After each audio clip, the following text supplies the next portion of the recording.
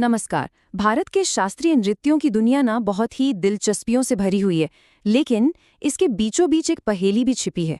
एक ऐसा सवाल जो भारत सरकार के ही दो बड़े विभागों को आमने सामने ला खड़ा करता है। तो सवाल ये है कि भारत में ऑफिशियली कितने क्लासिकल डांस हैं? 8 या फिर 9?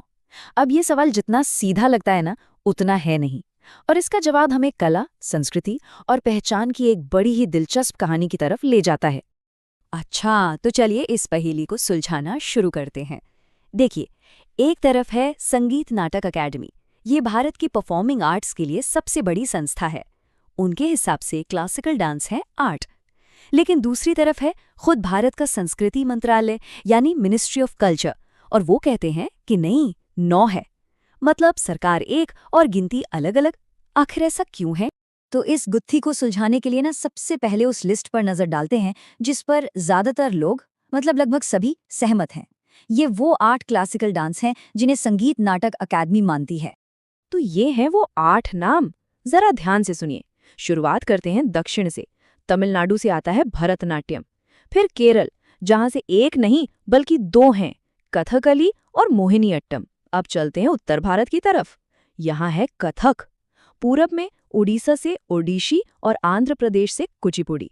और फिर नॉर्थ ईस्ट में चलिए तो मणिपुर से मणिपुरी और आखिर में असम से सत्रिया। सच में हर एक नाम अपने आप में पूरी की पूरी दुनिया है।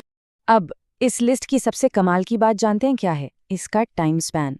मतलब जरा सोचिए, एक तरफ इसमें भरतनाट्यम है जो सबसे पुराने क्लासिकल डांस में से एक है, करीब 2000 साल पुराना।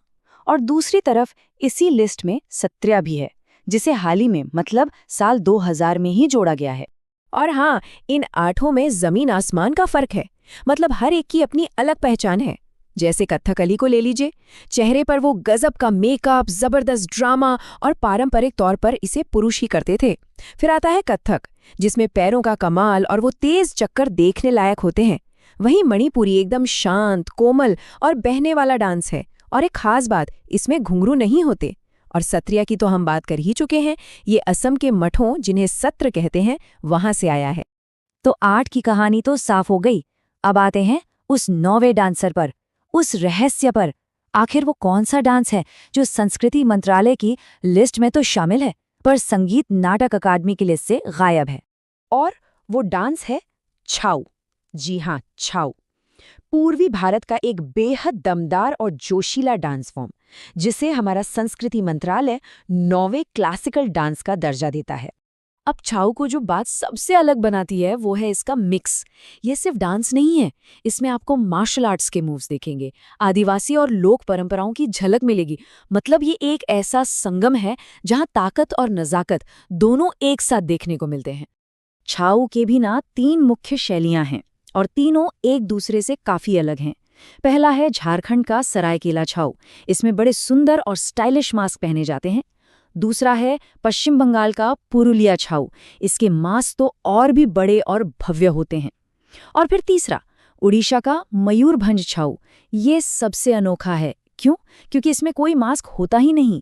सारी कहानी चेहरे के हाव भाव से कही जाती है। छाऊ की कहानी में एक बहुत बड़ा मोड़ आया साल 2010 में। ये वो साल था जब यूनेस्को ने इसे अपनी intangible cultural heritage of humanity की लिस्ट में शामिल कर लिया। बस इस इंटरनेशनल पहचान ने पूरा गेम ही बदल दिया।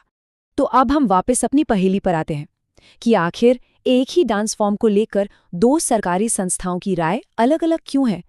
जवाब छिपा है इन दोनों संस्थाओं के काम करने के तरीके और उनके मकसद में। पहले संगीत नाटक अकादमी को समझिए। जैसा कि हमने कहा, ये परफॉर्मिंग आर्ट्स के लिए भारत की सबसे बड़ी बॉडी है और इसका रोल एक बहुत ही सख्त गार्डियन जैसा है। वो क्लासिकल डांस का दर्जा सिर्फ उन्हीं डांस फॉर्म्स को देती है जो पुराने ग्रंथों, खासकर भरत मुनि के नाट्यशास्त्र में लिखे नियमों का पूरी तरह पालन करते हैं। अब दूसरी तरफ है संस्कृति मंत्रालय। ये एक सरकारी विभाग है जिसका मेन फोकस है कल्चर को प्रमोट करना। उनका काम है कला को बचाना और उसे बढ़ावा देना। इसके लिए वो फंड देते हैं, स्कॉलरशिप देते हैं, कलाकारों को इंटरनेशनल प्लेटफॉर्म मुहैया कराते हैं। तो बस यहीं पे सारी बात साफ हो जाती है। अकेडमी का मिशन है सख्ती से परंपरा का संरक्षण करना जो पुराने नियमों पर टिका है। वहीं मंत्रालय का मिशन है कला का ज्यादा से ज्यादा प्रचार करना, जो इस बात पर निर्भर करता है कि उस कला का कल्चरल इम्पैक्ट कितना है। तो जाहिर है, जब मिशन अलग होंगे तो नतीजे भी अलग होंगे। तो असल कहानी ये है कि अकादमी छाऊ को एक लोक नृत्य या सेमी क्लासिकल डांस मानती है, क्योंकि वो नाट्यशास्त्र के सारे नियमों पर फिट नहीं बैठता। लेकिन संस्कृति मंत्रालय यूनेस्को से मिली पहचान के बाद ये महसूस करता है कि इस डांस फॉर्म को दुनिया भर में प्रमोट करना बहुत जरूरी है, और उसे क्लासिकल डांस का दर्जा देना ऐसा करने का सबसे अच्छा तरीका है। तो चलिए फटाफट से सारी बातों को समेट लेते हैं। पहली बात, भारत में क्लासिकल डांस की एक नहीं बल्कि 2 ऑफिशियल लिस्ट हैं। एक में 8 नाम हैं, दूसरी में 9। दूसरी बात, संगीत नाटक अकादमी की लिस्ट पुरानी, सख्त परिभाषाओं पर बनी है। तीसरी बात, संस्कृति मंत्रालय की लिस्ट का मकसद कल्चर को प्रमोट करना है। और चौथी और सबसे अहम बात, इस पूरी बहस के सेंटर में है छाऊ, एक बेहद पावरफुल आर्ट फॉर्म। और ये पूरी कहानी हमें एक बहुत बड़े सवाल के सामने लाके खड़ा कर देती है। जब कला लगातार बदलती है, इवॉल्व होती है, तो ये कौन तय करेगा कि क्लासिक क्या है? अतीत में लिखी गई नियम किताबें या फिर आज के समय में उसका सांस्कृतिक असर? सोचने वाली बात है ना?